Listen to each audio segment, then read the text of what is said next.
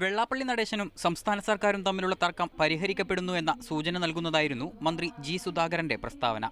സർക്കാരിന് SNDP യോഗവുമായി അഭിപ്രായ വ്യത്യാസമില്ല.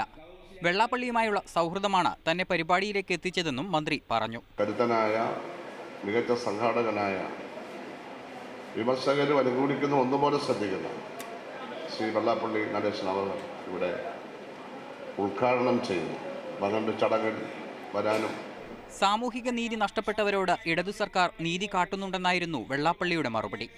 ഭൂമിയും വീടുമില്ലാത്തവർക്ക് അത് ഉറപ്പാക്കാൻ സർക്കാർ നടപടി സ്വീകരിച്ചാൽ SNDP യോഗം എല്ലാ പിന്തുണയും നൽകുമെന്നും വെള്ളാപ്പള്ളി നടേശൻ പറഞ്ഞു.